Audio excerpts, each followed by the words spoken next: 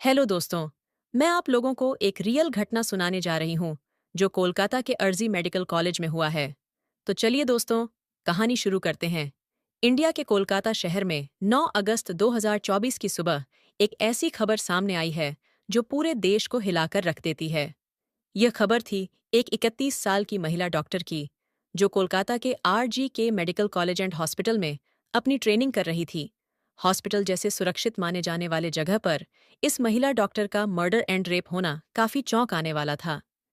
इस घटना का खुलासा तब हुआ जब डॉक्टर के डेथ बॉडी का पोस्टमार्टम किया गया।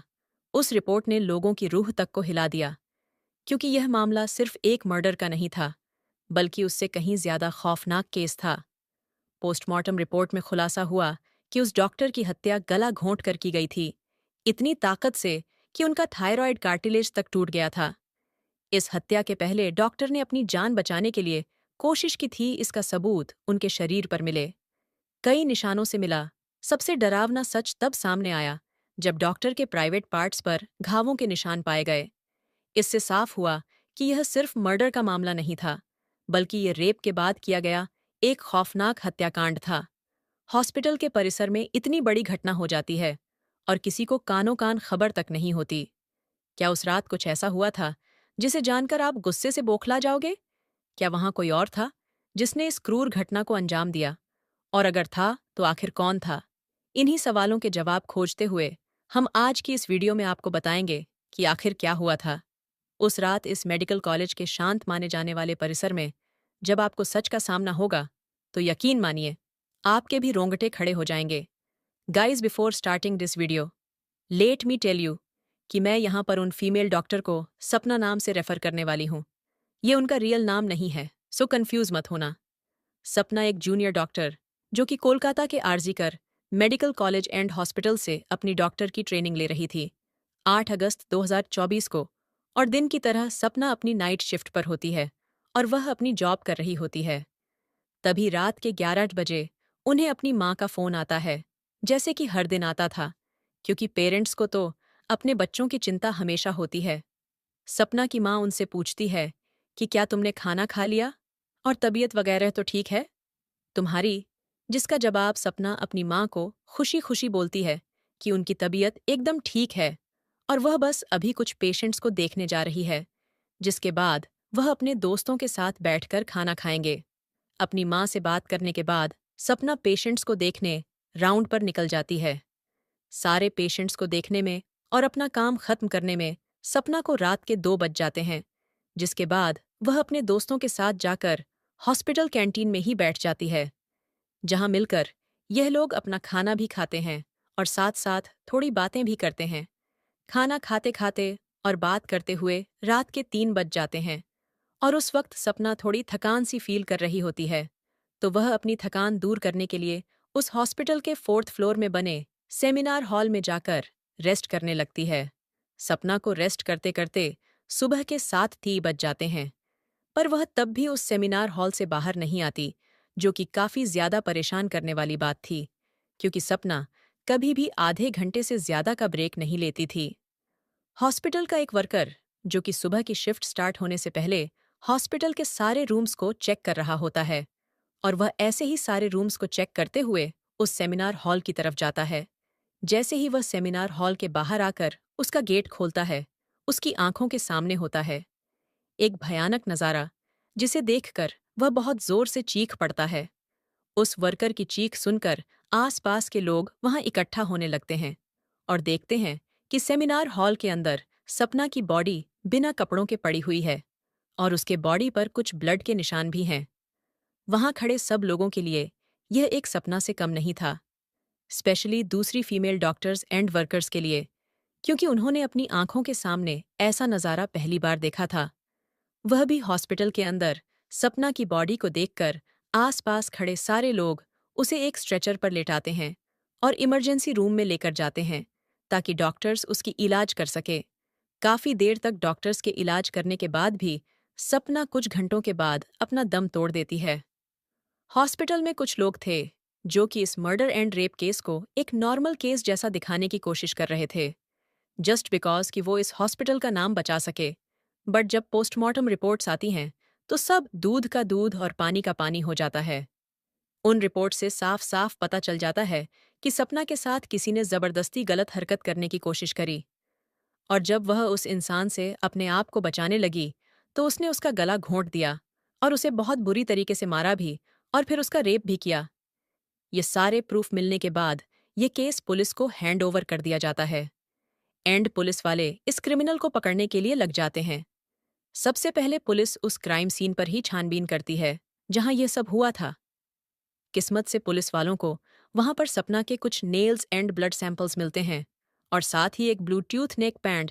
ये केस शायद और भी जल्दी सॉल्व हो जाता अगर उस फ्लोर पर सीसीटीवी कैमरा होते, तो बट बदकिस्मती से उस सेमिनार रूम के अंदर या उसके आसपास कोई सीसीटीवी कैमरा नहीं थे। लेकिन जिस रास्ते से उस फ्लोर पर एंटर करा जाता था वहां पर कुछ सीसीटीवी कैमरा थे। पुलिस वाले उन सीसीटीवी कैमरा में सुबह के 3 बजे से 8 बजे के बीच की रिकॉर्डिंग चेक करते हैं कि इतने टाइम के बीच कितने लोग उस फ्लोर पर आए और गए थे। उन सीसीटीवी फुटेजेस को चेक करने के बाद ये पता चलता है कि टोटल 6 लोग इस फ्लोर पर आए और गए थे। ये पता लगने के बाद पुलिस वाले एक एक करके उन 6 लोगों को पूछताछ के लिए बुलाते हैं कि वो लोग वहां पर उस टाइम क्या कर रहे थे, और उन लोगों को इस बीच यहाँ कुछ भी अजीब दिखा कि नहीं। उन लोगों से पूछताछ के दौरान पुलिस वाले उनके फ़ोन का ब्लूटूथ भी ऑन करके चेक करते हैं कि जो ब्लूटूथ हेडसेट उन्हें मिला था वो उनमें से किसका था, क्योंकि आपको पता होगा ही कि एक बार अगर आप किसी ब्लूटूथ डिवाइस से अपना फ़ोन पेयर करते हो तो अगली बार वह उससे ईजिली कनेक्ट हो जाता है। और फाइनली पुलिस वालों की यह ट्रिक काम भी आती है, क्योंकि यह ब्लूटूथ नेक बैंड उन 6 लोगों में से एक आदमी के फ़ोन से कनेक्ट हो जाता है जिसका नाम था संजय रॉय, जो कि एक सिविल वॉलंटरी वॉलंटियर्स के अंडर काम करता था और उनकी हेल्प करता था छोटे मोटे कामों को मैनेज करने में। लाइक आपने बहुत सारे फेस्टिवल्स अनऑथराइज्ड पार्किंग या भीड़भाड़ वाले एरिया में देखा होगा कि कुछ ब्लू कलर की यूनिफॉर्म्स पहनकर ऑफिसर्स खड़े रहते हैं जिनका काम होता है कि विदाउट एनी रीजन कहीं पर भी ज्यादा क्राउड इकट्ठा ना हो। तो अब पुलिस वालों को अपना पहला कातिल मिल चुका था, जिसके बाद वह संजय रॉय से और गुस्से से पेश आने लगते हैं। बट संजय पुलिस वालों की किसी बात का भी जवाब नहीं दे रहा होता, क्योंकि वह काफी ज्यादा नशे की हालत में था। उस बीच पुलिस वाले संजय का फोन भी चेक करते हैं जिसमें उन्हें भर भर के पोर्नोग्राफिक कंटेंट मिलता है, जिससे उनका शक यकीन में बदल चुका था कि संजय ही सपना के मर्डर का मैन कंप्लीट है। उसके बाद पुलिस वाले संजय रॉय को और ज्यादा डराने लगते हैं एंड फाइनली वह डर कर अपना गुनाह कबूल भी कर लेता है कि उसने ही सपना को मारा है और उसका रेप किया है। ये पता लगते ही कुछ पुलिस वाले और प्रूफ कलेक्ट करने संजय रॉय के घर जाते हैं, जहां पर उन्हें एक जूता मिलता है जिसके ऊपर कुछ खून जैसे ही धब्बे थे। तो पुलिस वाले उसका सैंपल कलेक्ट कर लेते हैं। थोड़ी और तलाशी लेने पर पुलिस वालों को संजय के घर के बाहर कुछ कपड़े सूखते हुए दिखते हैं, और ये वही कपड़े थे जो कि उस दिन संजय ने पहने थे, क्योंकि यह सब सीसीटीवी कैमरा में कैप्चर हो गया था, जिससे जाहिर था कि संजय ये प्रूफ मिटाने की भी कोशिश कर रहा था। लेकिन जब संजय को पूछताछ के लिए पुलिस स्टेशन में लाया गया था, उस वक्त वो काफी ज्यादा नशे की हालत में था। तो क्या वह ये सब बस इसलिए कर रहा था ताकि उसे कम सजा मिले, जस्ट बिकॉज वह उस वक्त नशे में था? बाद में जब पुलिस वाले उस जूते पर लगे ब्लड सैंपल्स को चेक करवाते हैं तो वो भी सपना के ब्लड से मैच हो जाता है। उन सारी रिपोर्ट्स एंड डिटेल्स को एक साथ कंबाइन करके पुलिस वालों को पता चलता है कि उस रात संजय रॉय काफी ज्यादा नशे की हालत में था और वह रात के 11 बजे हॉस्पिटल में एंटर करता है। संजय अक्सर उस हॉस्पिटल में नाइट शिफ्ट किया करता था, तो उसे वहां की काफी अच्छी नॉलेज भी थी कि कहाँ पर कैमरा है और कहाँ पर नहीं। तो वह आराम से उस हॉस्पिटल के 4th फ्लोर पर जाकर बैठ जाता है, क्योंकि वह नहीं चाहता था कि कोई उसे ज्यादा नशे की हालत में देखे, वरना वह अपनी जॉब से हाथ धो सकता था। 4th फ्लोर पर जाते ही वह अपना आराम से सो जाता है। जब उसकी आंख खुलती है तब तक सुबह के 3 बज चुके थे।